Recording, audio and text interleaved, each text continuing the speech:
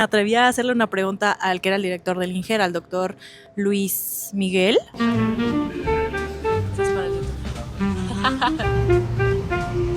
Estoy volviendo loca, diría la MJ.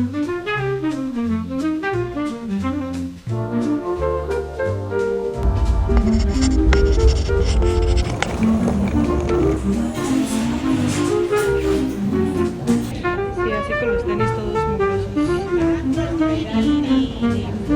Taquitos, claro que sí.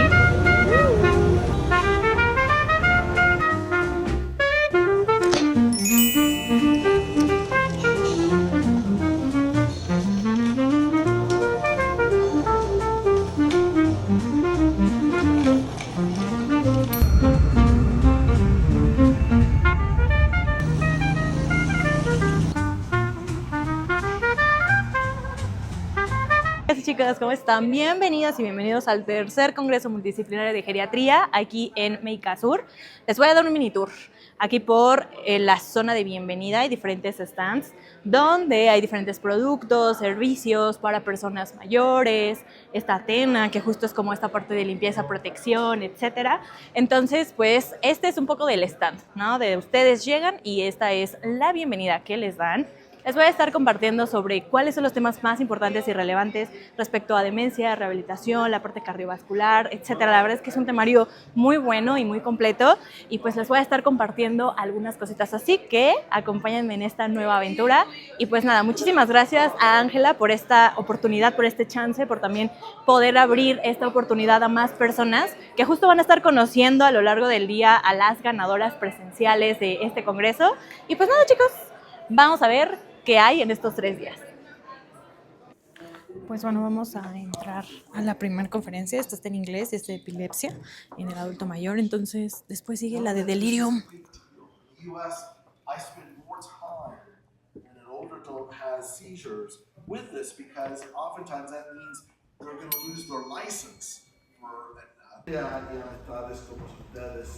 Gracias por su atención.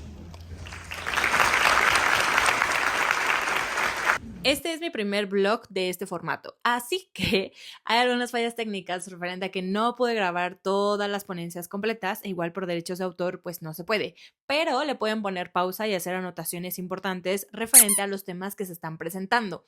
Pónganselo de podcast ahí de fondito, escúchenlo. Si es necesario, póngale pausa y hagan algunas anotaciones. Diciendo esto, continuamos. Pero también en el tratamiento, en el uso de fármacos de manera racionada, a lo mejor retiro de fármacos que pueden generar también problemas en la cognición de la persona. Dolor, infecciones, estado nutricional, buena hidratación, evitar la constipación, los medicamentos con efecto anticolinérgico y los ambientales. Y hay algunas más complejas como esta que hace el doctor Manuel. Preguntarse fluctuación, identificar posibles causas, sobre todo en la exploración física, y dependiendo de esto, pues nosotros tendremos que decidir qué estudios de laboratorio, qué estudios de gabinete presten en compañía del enfermo. Entonces, híjoles, creo que tenemos mucho que mejorar con respecto a infraestructura, no solamente de aquí, sino de tratamiento desproporcionado o fútil y todo lo que eso implica, que es la adecuación del esfuerzo terapéutico, la autonomía, la autodeterminación y la dependencia. En el Congreso de la segunda edición. A ver, ¿qué les puedo contar? Vamos al primer, como mediodía del primer día de justamente del congreso, y ahorita voy a entrar al módulo de demencias, que ese sí me súper interesa. Incluso ya voy tarde un poquillo, pero como han visto es como diverso. Está padre, o sea, obviamente es como un entorno un poco más médico, clínico, pero ya vi que hay diferentes profesiones, entonces está interesante. Vamos al módulo de demencias de que ya, a ver qué tal está.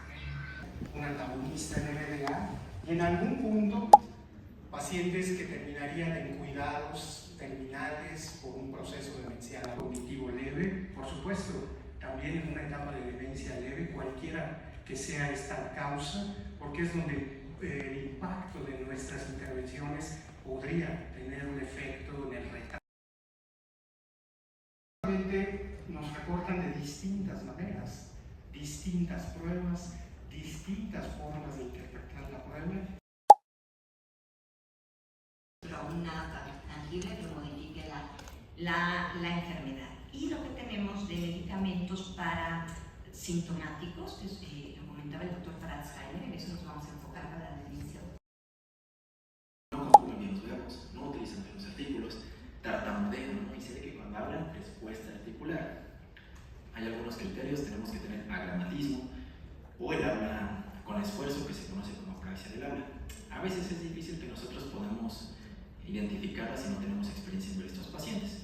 Pero bueno, este año hace unas semanas publicamos este panel en Neurology. Se le va a olvidar cosas como los nombres. Le preguntan, oye, ¿qué es una puerta? Y el paciente, ¿puerta? No sé qué es puerta. Oye, ¿qué es un perro? Perro. No sé qué es un perro. No puede asociar la palabra con la imagen mental de aquella cosa. Si me preguntan, en lo personal es la que encuentro más difícil de identificar y a veces requerimos un poco de tiempo y los paraclínicos para orientarnos al diagnóstico. Van a tener problemas de nominación y dificultad para comprender palabras aisladas.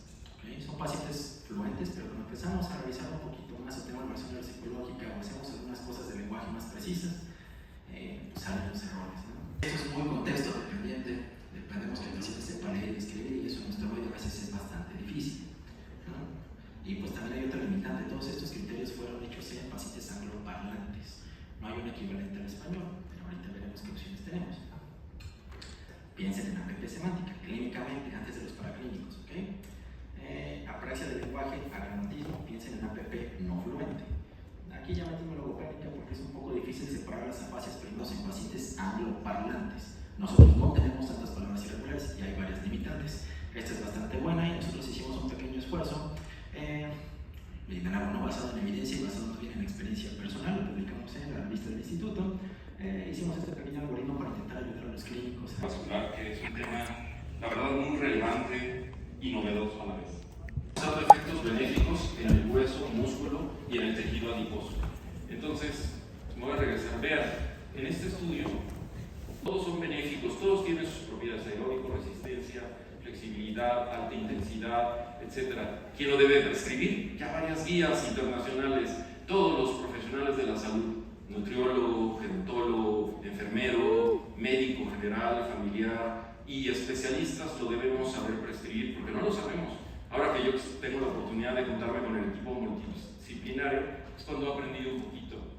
Bien, entonces, estos son los tipos de ejercicios. El ejercicio de fuerza se puede hacer con pesas, bandas, ligas, calistenia, máquinas en gimnasio, etc.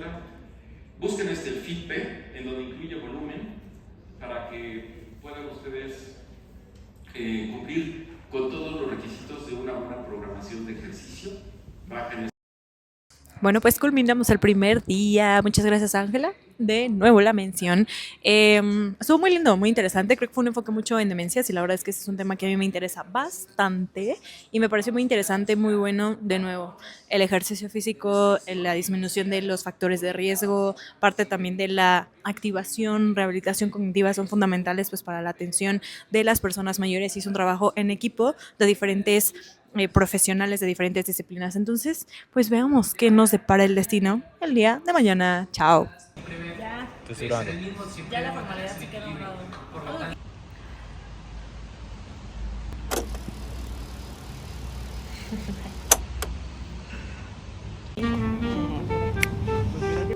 Bueno, estamos en el día 2. Este es mi outfit. No se ve, pero oye, muy lindo. Veamos. Saludos, Fer. Fer de nuevo en otra aventura, en otro día. Y la consecuente fibrosis. Y es en este punto en donde... Entonces, una de las primeras cosas que yo hago en clínica es revisar la lista de medicamentos, porque es importante esto, porque sabemos que hay medicamentos que son esteatogénicos y estos medicamentos pueden causar acumulación de grasa en el hígado y muchos de estos pueden ser modificados o cambiados a otras opciones para realmente evitar un mayor peso o algo que está contribuyendo a la enfermedad esteatótica del hígado. Por ejemplo, tiene mucha dificultad algunos pacientes para pasar los alimentos. Y como ya dijimos, la enfermedad esteatótica del hígado, la cirrosis es catabólica, entonces pierden masa muscular de manera muy rápida. Y como pueden ver aquí, muchos pacientes tienen multifarmacias en los cuales están en laxantes, tienen muchos medicamentos que les cambian el sabor de las papilas gustativas. entre otras cosas, diarrea crónica, malabsorción, etc. Entonces, ¿cuál es el abordaje? En consecuencia de acá los farmacocinéticos, lo digo más fácil, ¿no? Para cambiar. ¿No? Entonces eso también ayuda, ¿no? Grupos de apoyo, sobre todo en enfermedades crónicas, son útiles, ¿no? En pacientes, por ejemplo, con problemas graves de salud mental, en oncología, ¿no? El seguimiento profesional. Estoy nerviosa. Porque de repente es muy difícil como justamente hacer que este apego sea el correcto. Se tienen algunas recomendaciones respecto a esta situación. Y la segunda, que se cree que la implementación de la información básica acerca de los sedadismos en la atención de la salud en personas mayores por parte del equipo médico puede mejorar también la adherencia hacia los tratamientos. Gracias. Sí, muchas gracias. Conocí a la señora Carolina, que van a estar viendo una foto por aquí, que justo fue como una de las primeras incursionistas de la licenciatura en gerontología en el estado, y fue muy interesante, una persona muy amable, muy linda. Por ahí voy a tener algunos videitos con ella. Pues nada, la verdad es que creo que han estado interesantes las ponencias. Me gusta la parte del tratamiento, se vio la de la parte de la obesidad, viene la de ortogeriatría, que ese es el fuerte, ese es el bueno del día de hoy, y mañana viene psicogero, farmacología e infectología. Entonces, pues vamos a ver qué tal, pero neta, hoy me emociona la parte de ortogeria, ayer la parte de demencias, que también estuvo muy buena.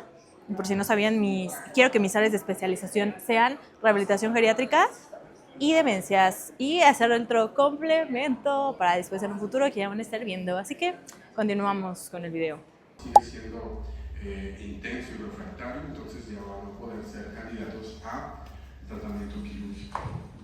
A partir de ahora les presentaré la evidencia en cuanto al tratamiento en estas tablas, donde se resumen las recomendaciones de las diferentes guías para manejo de osteoartritis, dependiendo la fortaleza de la frecuente.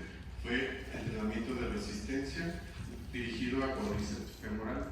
Fueron 2 a 3 series de 8 a 12 repeticiones, iniciando con un 50-60% de la resistencia máxima que se puede realizar. Y esto al menos 3 veces por semana, con una recomendación. Y cuando se suma a la intervención por nutriología, el beneficio es mayor. Si solo se da reducción de peso. Y dependiendo la comorbilidad, si es baja o de riesgo cardiovascular alto o riesgo gastrointestinal alto, o pacientes, como ya se mencionó en el bloque previo, con enfermedad crónica, pues se tienen estas opciones.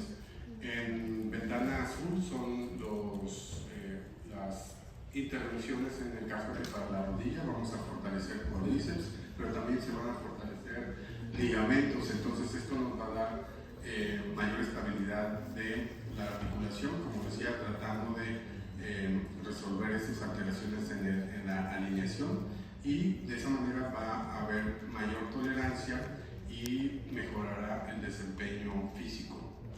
De igual manera, pues estas terapias de ejercicio y de hecho el fortalecimiento de cuádriceps o los músculos, tanto de muslos como estabilizadores de la cadera, son de los principales objetivos de mejoría de masa muscular para pacientes frágiles, porque precisamente lo que se busca es disminuir la dependencia, disminuir el riesgo de caídas, fracturas, y de esa manera que la fragilidad no progrese a desenlaces adversos como incremento de la mortalidad. Entonces, de esa manera podríamos, se justifica el ejercicio tanto para osteoartritis como para fragilidad. Muchísimas gracias, doctor. Le agradezco su excelente ponencia. Aquí nos estamos viendo. Gracias. Va aumentando, puede haber ampollas y pérdida de la epidermis. De 7 a 10 días, pues el daño ya llega a tejidos profundos y bien puede ir apareciendo tejido necrótico. Debemos entender que las lesiones por presión se desarrollan a partir de que hay una deformación del tejido, y esto puede suceder en minutos, que van a ir absorbiéndose o alterando capa por capa hasta llegar al músculo, que va a generar una interrupción del tejido y posteriormente, o sumado con la presión, pues va a alterar el músculo e incluso generando exposición a huesos. Pero también puede estar la parte... Vamos a hablar un poco de la rehabilitación en fractura de cadera. Necesitaríamos mucho, podemos verlo desde diferentes enfoques, especial o disminuye, depende del entorno en el que estemos desarrollados. Y entonces, aquí podemos ver qué es lo que representa una fractura de cadera. Es un tema funcional, el cómo preparemos al paciente para que sea dado de alta, la prevención secundaria y el seguimiento ya una vez estando en casa. Hablando de la atención hospitalaria inicial, lo sabemos, hablamos de que es una rehabilitación multidisciplinaria. Esta debe ser administrada por este equipo, supervisado, pues obviamente les voy a decir que el geriatra, pero pues también hablemos del rehabilitador o de personal sanitario que esté capacitado para esto. ¿De acuerdo? ¿Cuáles son las escalas? Pues especialmente aquellas que nos hablan de la parte funcional, cómo estaba previamente a estas fáciles, pero entre el dolor, la herida y algunos movimientos que se deben de tomar en cuenta. Ahorita les voy a hablar un poquito de esto. Pues entonces el paciente se ve totalmente limitado. Bien, y si además el paciente llega a presentar delirio, pues entonces son factores que debemos de ir considerando. Finalmente, con unos ejemplos y qué debemos de explicar, que la persona no puede agacharse a recoger algo, ¿de acuerdo? Tampoco sentarse en sillones o en sillas demasiado bajas donde la cadera quede por debajo de las rodillas, o inclinarse para poner calcetines. Ahí ya estamos viendo la barrera que representa el poder vestirse, el poder hacer esta actividad de la vida diaria. Otro movimiento que debemos de prevenir es la aducción cruzada, es decir, prohibido cruzar las piernas. Movimiento prohibido, rotación interna de la cadera. Por ejemplo, muchas veces giramos y después empezamos a dar el paso. Prohibido, ¿de acuerdo?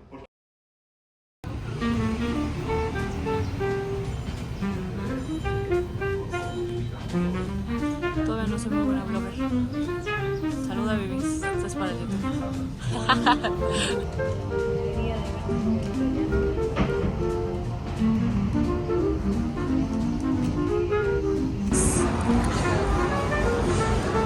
Ahorita nos tomamos una foto.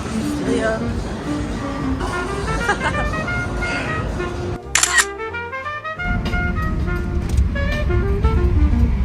Estamos ya en el día 3, que es el último día. He aprendido bastante, la verdad es que en el módulo de psicogeria también es muy bueno. Pues nada, vamos a ver qué nos depara la vida en este último día lleno de puros aprendizajes. Let's go. En el cuidado de las personas con esta condición. Para empezar, el principal problema que motiva el sufrimiento es la soledad, el aburrimiento y la impotencia, la frustración. Se basa en cómo se suscita la alteración. Investiga, entiende cómo está dándose esto en la relación con la persona, en qué contexto y en qué momentos. Crea un plan en función de eso que asocia. Cómo la persona vive con esta condición, cómo tenemos que hacer el esfuerzo de aproximarnos a la comprensión de la experiencia, de lo que eso significa, para dentro de esa condición afirmarla. Es un gusto poder estar aquí enfrente y muchísimas felicidades por la ponencia. Mi nombre es Yamilet Villarreal, yo soy licenciada en gerontología y justamente hablando del Sistema Nacional de Cuidados, pues es algo fundamental tanto personal como profesionalmente. Y tengo una pregunta, porque también es una de las principales problemáticas que se plantea en el programa, ¿no? Que es la falta de regulación en los sistemas de cuidado y en las residencias geriátricas a nivel nacional. Entonces, ¿cuál podrían ser uno de los principales o próximos pasos para generar esta regulación en tanto la atención para personas con algún deterioro cognitivo o demencias, o también para la atención de cuidados en diferentes pues, áreas y especialidades? Con la desarticulación de la Secretaría de Salud durante la administración previa, la oficina responsable de las NOMS,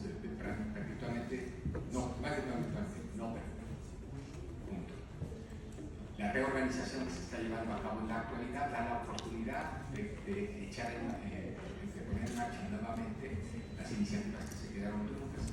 La NOC se había hecho con este propósito y es absolutamente inútil y el trabajo tiene que iniciar desde cero. Justamente en estos días se van a comenzar los trabajos para el programa de acción específica sobre envejecimiento parte de la tarea a desarrollar tiene que ver con avanzar, retomar y avanzar en la regulación y en la normatividad. Yo espero que en esta administración tenemos un progreso. Hay conciencia de la necesidad y hay disposición para avanzar. Y pues también que los cursos ahorita que están como que abriendo un poco más la apertura académica, creo que también es importante, y nada más como sugerencia me gustaría que justo algunos de esos cursos se pudieran abrir un poco más, hablando un poco, por ejemplo, a nosotros como licenciados en gerontología, porque hay unos cursos increíbles que creo que nos ayudan a profesionalizar tanto los cuidados como la atención, y que solo a veces se centran en un solo gremio como en el área médica. Entonces, pues ojalá que en los próximos meses, no años, en los próximos meses se pueda como justo ampliar la aplicación hacia los profesionales. Muchísimas gracias. Bienvenidos al tercer día. Oigan, creo que no les había dado la bienvenida a este día. Debo de admitir que me da un poco de pena estar grabando esto, pero todo bien. Ya me da menos pena que antes.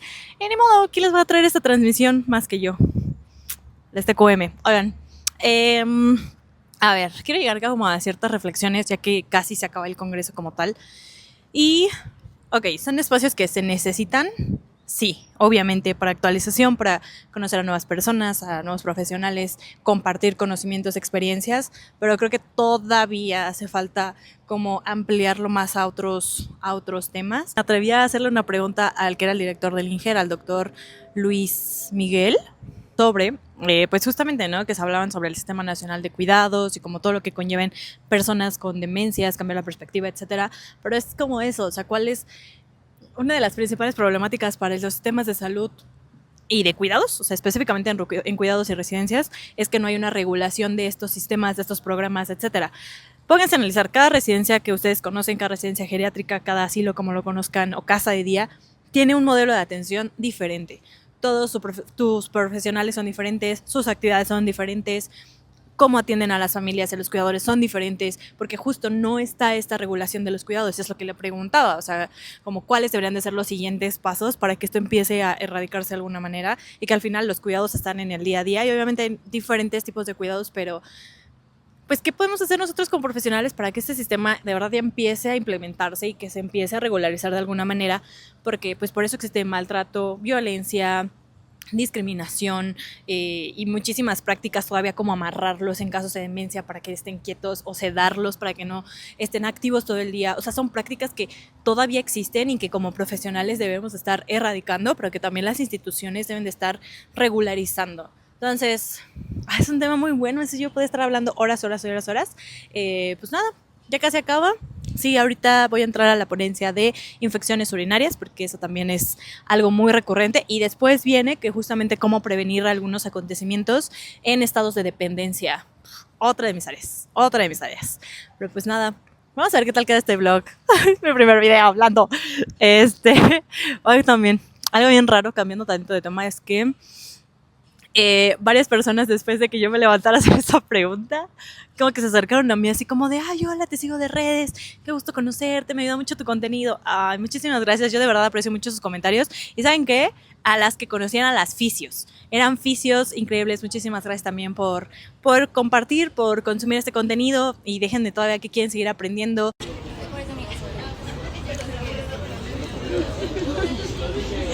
Yo siempre grabo mi peor ángulo. Ahorita justo me veo donde le está bien mordiendo. Puedes saludar en buen ángulo para... Vale. Hola, mi nombre es Isabel y estamos en el tercer día del congreso. La verdad es que me siento muy bien, he aprendido mucho. Muchas gracias, Litiame, por la invitación. ¿Y ya? Hola, yo soy Ney y la verdad me siento muy satisfecha por todo lo que he aprendido. Ya amplié mucho más mis conocimientos en el área de geriatría para poder emplearlos más adelante en física. Sí. Hola, yo soy Monse, estoy muy contenta por haber estado aquí. Muchas gracias a Ángela y a la Litiame y espero vernos pronto. Adiós. Ella en estrella, todo esto va a salir así que sin cortar ni nada. Bueno, eso fue todo por este primer vlog. Muchísimas gracias por acompañarme. Al final me regresé en moto. En mí era motomami. Y ya, solo después me fui a cenar a la nochecita. Muchísimas gracias por ver este video. Nos vemos en un siguiente vlog. Chao, les TQM.